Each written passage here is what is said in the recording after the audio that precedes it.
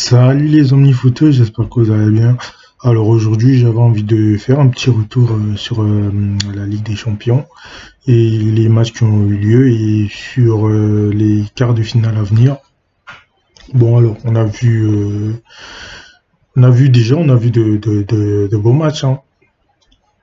On va commencer bien évidemment par le Lyon-Juve. Lyon qui marque sur un penalty. Voilà, le penalty de Lyon, de toute façon, les deux penalties sont assez discutables, hein.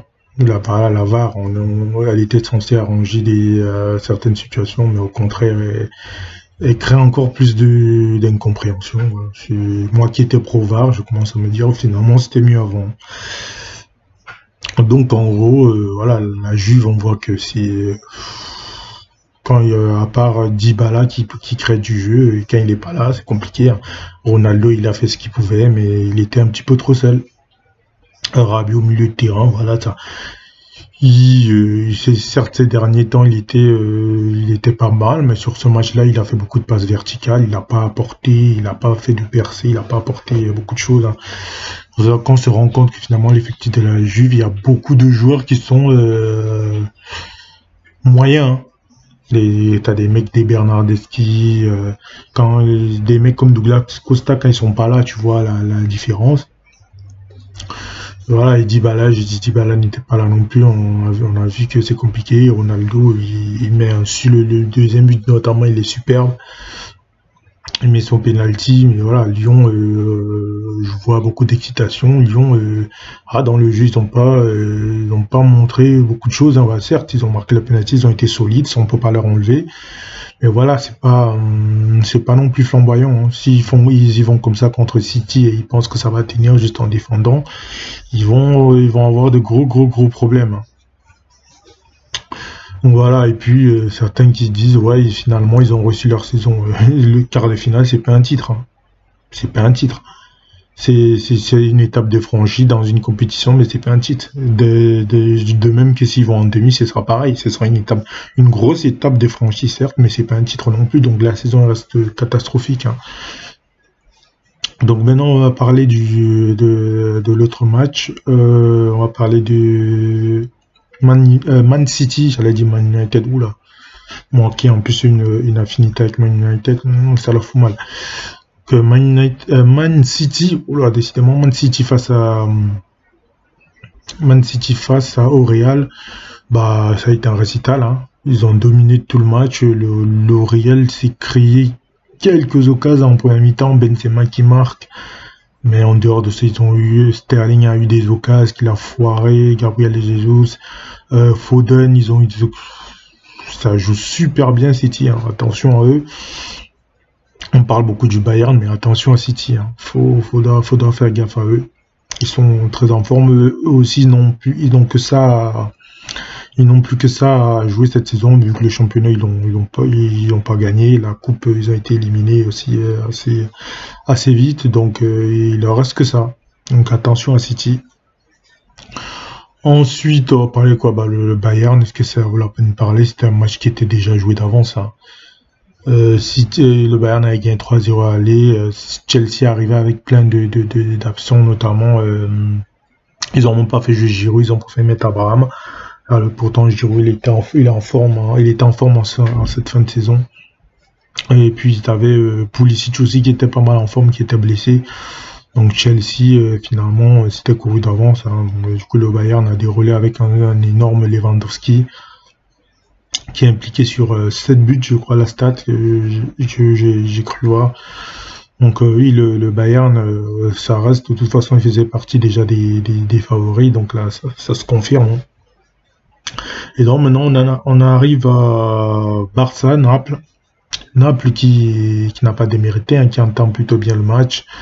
Ils ont, notamment dans les premières minutes, ils ont mis une grosse pression au Barça. Et voilà, il y a le petit lutin qui est sorti le petit lutin qui est sorti de son bois et qui a fait la diff, hein. Bah, le but, il est incroyable. Le mec, il passe entre deux joueurs, il élimine 5 joueurs en tout sur l'action et il te met un petit enroulant en tombant, mais incroyable. Incroyable ce Messi. Et il y a surtout un joueur qui a fait la différence avec son retour, c'est De Jong. De Jong qui a été très très bon. Je pense que le Barça, certains les enterrent un petit peu vite contre le Bayern. C'est-à-dire le Bayern est favori, mais attention. Attention, ce Barça-là qui n'a plus rien à jouer. Ils vont tout miser sur la Ligue des Champions, donc attention.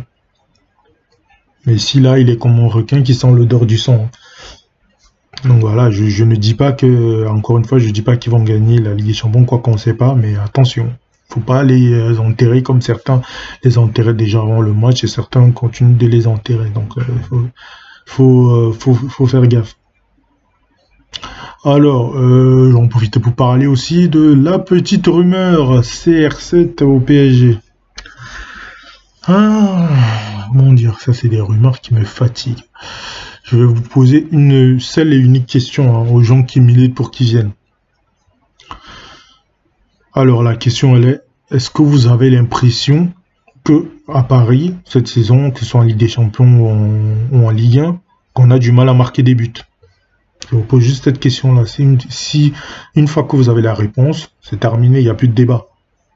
Si c'est oui, on a besoin de lui. Si c'est non, vous avez la réponse. Et pour moi, là, c'est catégoriquement non. Déjà, il y a l'âge, il va avoir un salaire de ouf. Et en plus, on a les joueurs de son profil, c'est-à-dire des joueurs qui sont capables de faire la différence. On a Neymar, on a Mbappé, on en a deux et qui sont jeunes. Même si maintenant, on ne sait pas encore de quoi l'avenir sera fait. Mais n'empêche qu'il faut regarder vers l'avenir. Là. Tous les gros clubs, que ce soit le Bayern, que ce soit Chelsea, ils sont tous en train de faire leur évolution. Et nous, on va faire un pas en arrière. En plus, pour payer un salaire de combien, je crois qu'il a 30 millions l'année, un truc comme ça. Alors, faut pas déconner, il a 35 piges. Certes, c'est CR7, mais non, on n'en a pas besoin. On en a besoin impérativement d'un latéral droit, d'un milieu défensif, d'un défenseur central. Défenseur central, c'est vraiment urgent avec le latéral droit. Et éventuellement une doublure en attaque. Donc on a prolongé Icardi pour lui dire bah écoute, on va faire venir CR7 et puis tu vas t'asseoir sur le banc et ça va bien se passer. Et après on va s'étonner que le gars ici se vénère. Non, moi j'y crois pas de toute façon. Je crois que Leonardo c'est quelqu'un de sensé. Tu fais pas partir Thiago Silva, même si c'est des postes différents, tu fais pas partir Thiago Silva pour faire venir un mec à un autre gros salaire, qui puisait, même si c'est CR7, là on parle pas du talent, là, que certains me permettent de dire, mais t'as vu, machin et tout. Heureusement, on parle de CR7, on parle pas de Dolanro, heureusement qu'il est capable de faire des choses en Ligue des Champions, mais on a des mecs qui sont capables de le faire. Neymar, on l'a pris pour ça. Cette saison, il nous qualifie en quart de finale, voilà. Si on a déjà le joueur pour faire la différence, on n'a pas besoin de ça. C'est pas la question de ouais, est-ce que CR7 a du talent ou pas, on parle pas de ça là, donc venez pas me dire en commentaire ou certains, voilà, ça n'a rien à voir, c'est le besoin ou pas, là on n'en a pas besoin, en plus CR7 si on n'avait pas Neymar, je t'aurais dit pourquoi pas, et même à cet âge, si moi j'ai dit non, mais à la limite pourquoi pas, même à cet âge là, à la limite pourquoi pas, je dis allez ça passe, mais on a déjà Neymar, on a déjà Mbappé, donc on n'a pas besoin de lui. Voilà, pour moi, c'est clair et net. Et encore une fois, j'insiste dessus, ce n'est pas le talent du joueur que je remets en cause. Et maintenant, je voulais aussi terminer sur un truc qui me fatigue de la part de certains supporters. Par exemple, je sais pas comment les appeler. Si on va les appeler des groupies, hein. Voilà, le mot que voilà, des joueurs qui sont fans plus de joueurs que qui sont plus fans de joueurs que du club.